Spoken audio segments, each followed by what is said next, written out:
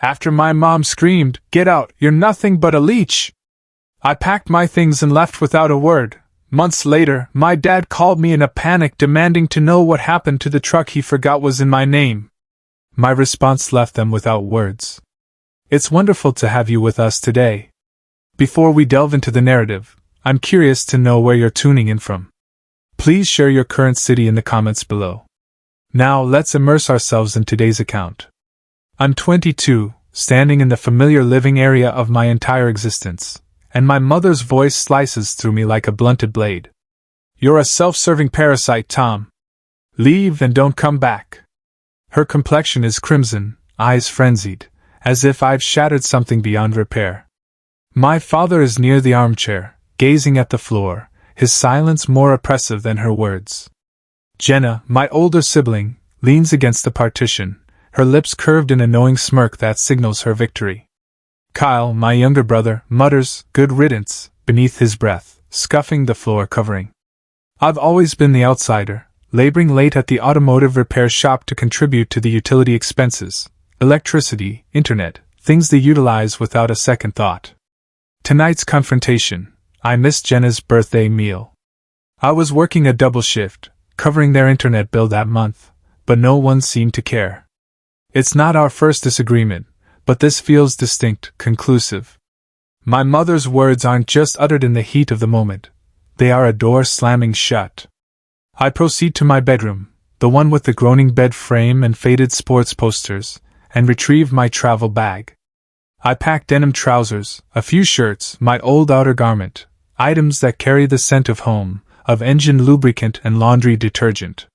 My hands tremble, yet I continue moving. I wish to articulate something, to make them truly see me, but my throat is constricted, and what's the purpose? They've already determined my identity.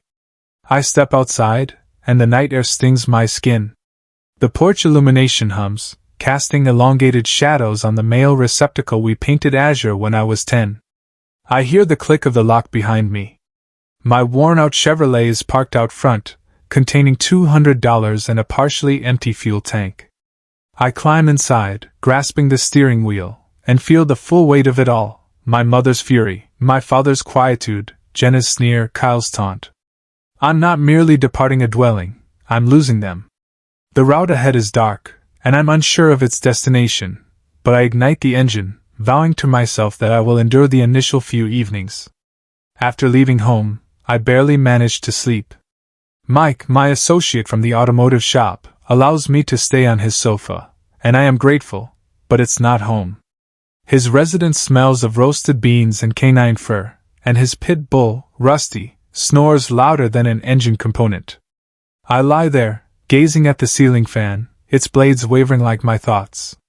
I keep envisioning my mother's face, contorted with rage, and my father's eyes fixed on the floor. I wonder if they are resting soundly, if Jenna is still smirking, if Kyle feels even a faint flicker of remorse. Mike doesn't pressure me to speak. He simply hands me a beverage and states, "You'll sort it out, Tom."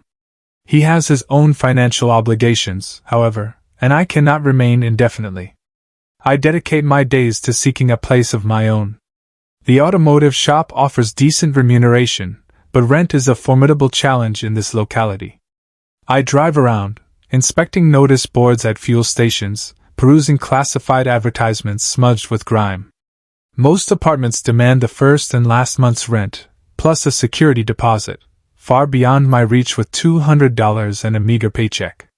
I'm not particular, but I require something that is mine, a space to breathe in. After a week, I discover a listing for a compact dwelling on the outskirts of town. It's a worn brick structure, the kind with a partially functional intercom and a refuse container in the rear.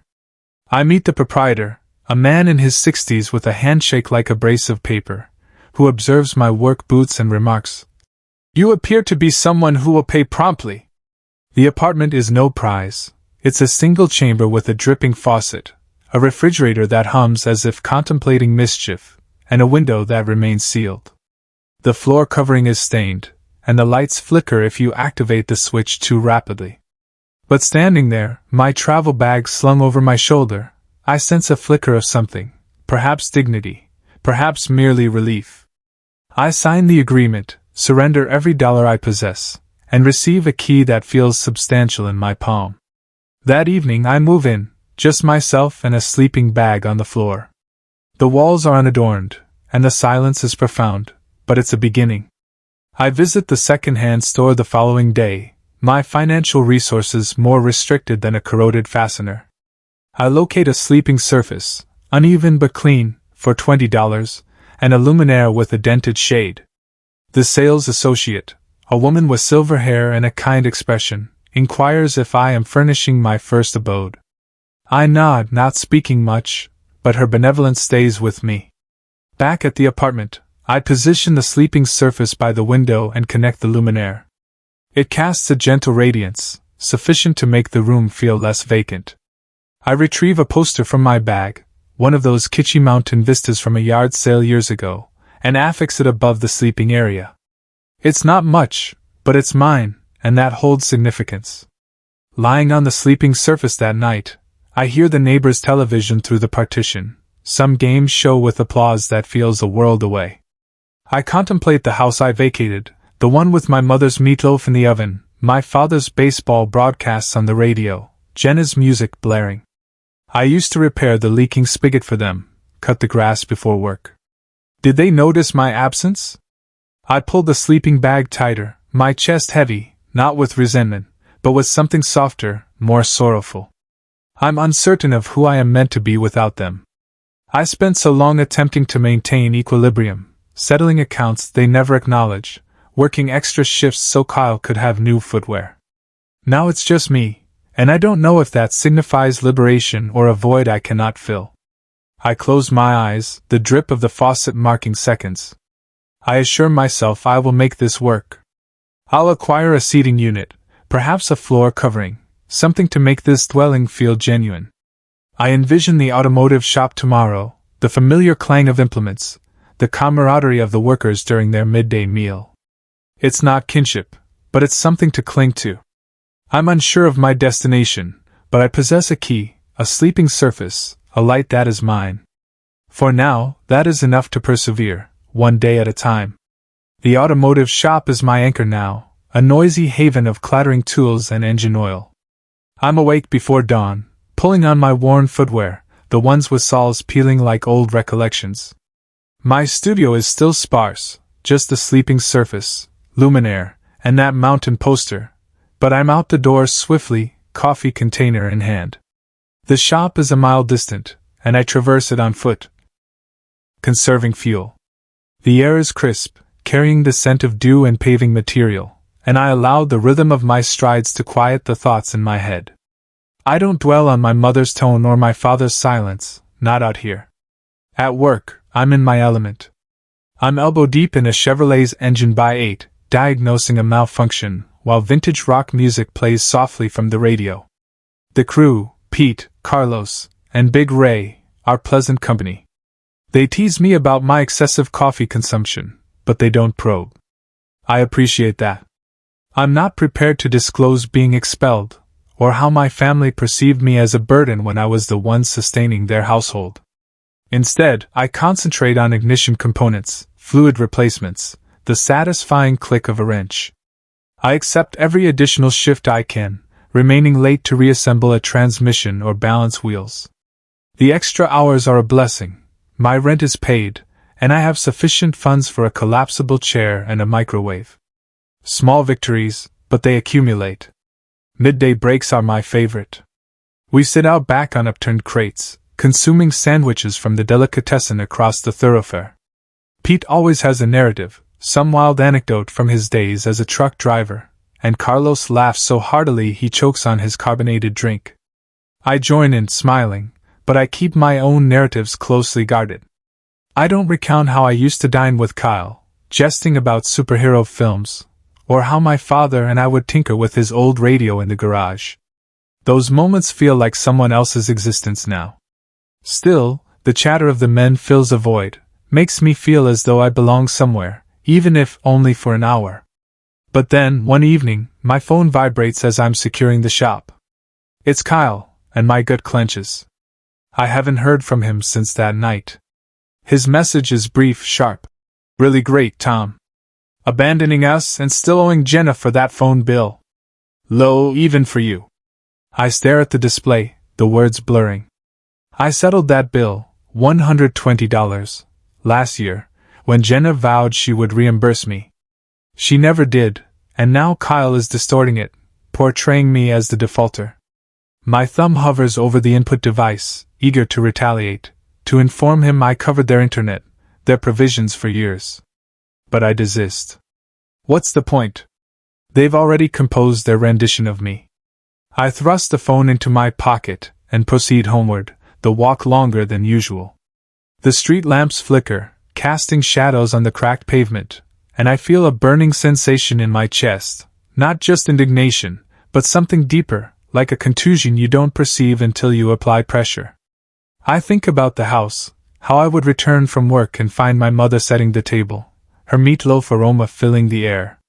I would mend whatever was broken, leaking sink, wobbly shelf, because that's what I did. Did Kyle forget that? Did they all? Or did they simply not care? At the apartment, I collapse onto the sleeping surface, the springs groaning beneath me.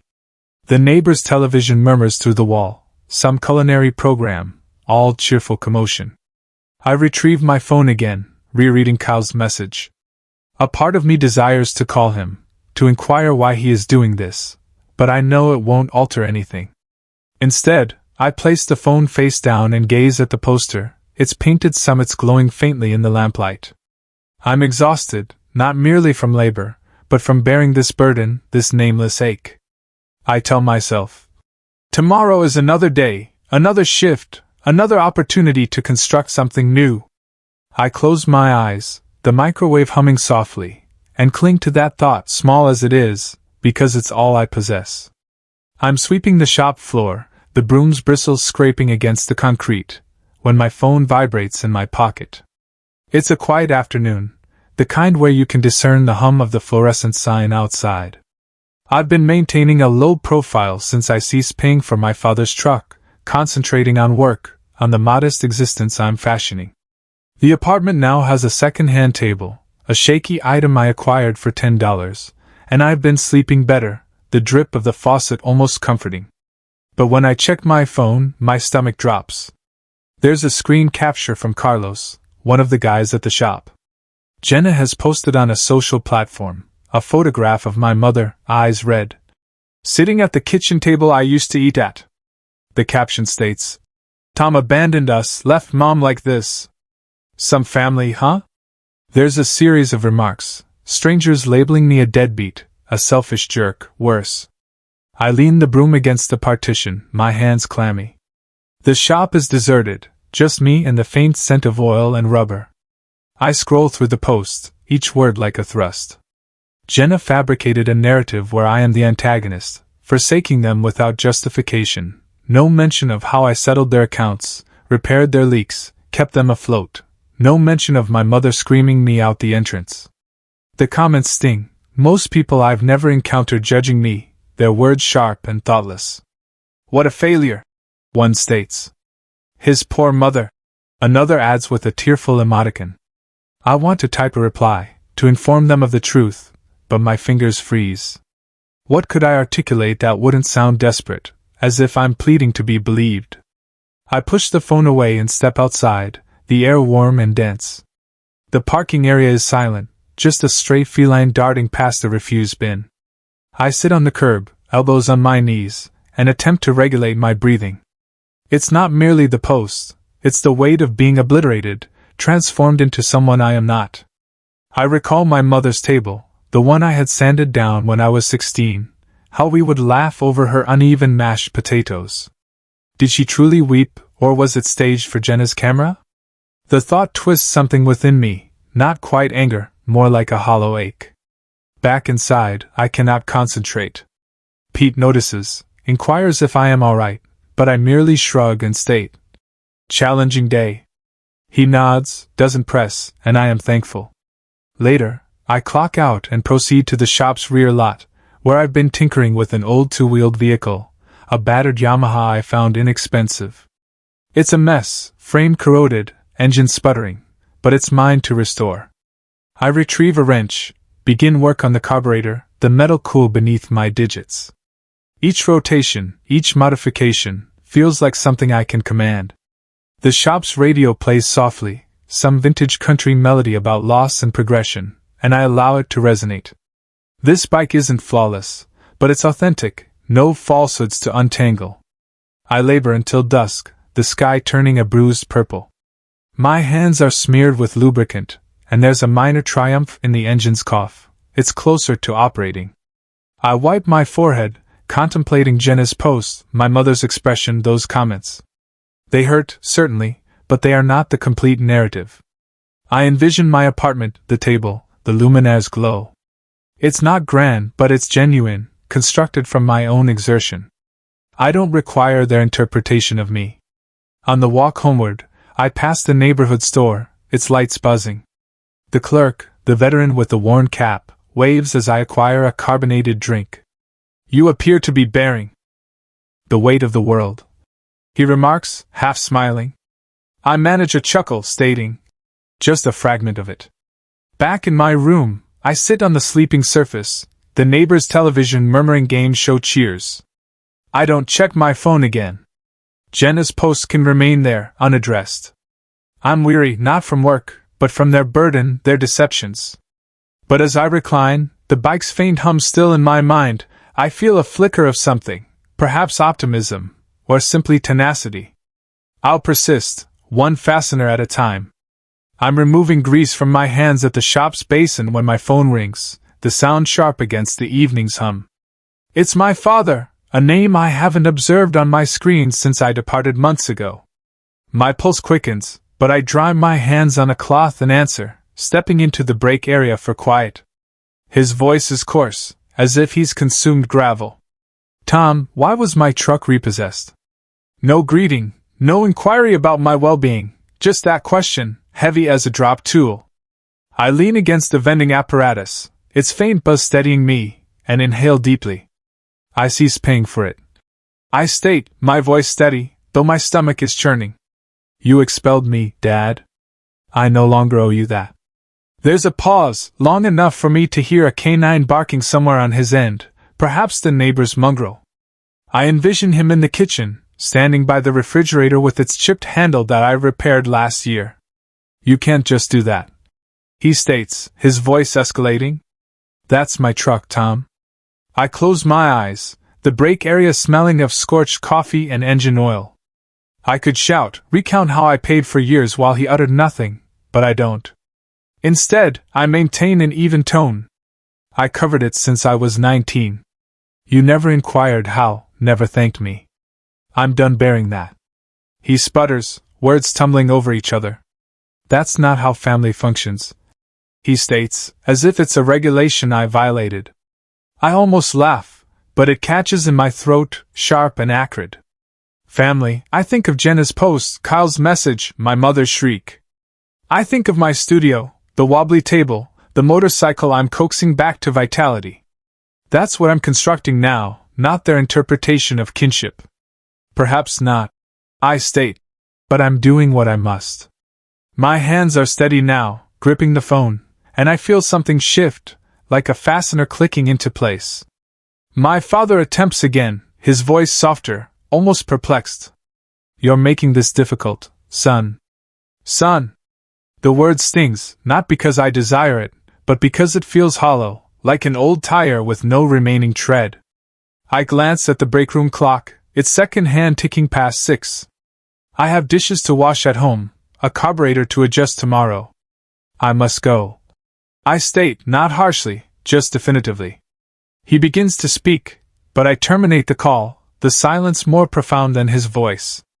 I step outside, the shop's lot bathed in the gray illumination of dusk. A breeze carries the scent of freshly cut grass from somewhere, and I stand there, phone in my pocket, feeling exposed but resolute. My father's call unsettled me, certainly, but it didn't shatter me. I am no longer the child who paid to be needed. I proceed homeward, the pavement familiar beneath my footwear, and no, I meant every word I uttered. I'm still recovering from my father's call, the shop slot fading into twilight, when my phone vibrates again. It's my mother, her name flickering like a warning signal.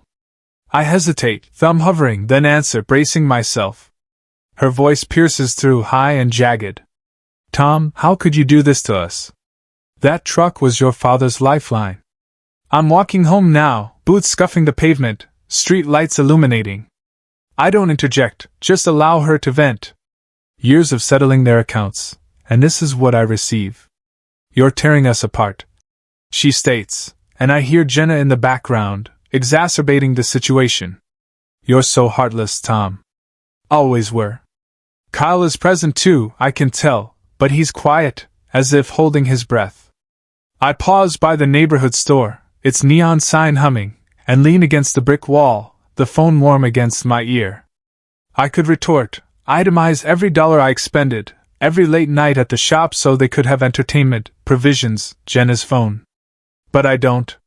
My voice emerges low, composed, as if I'm addressing a patron.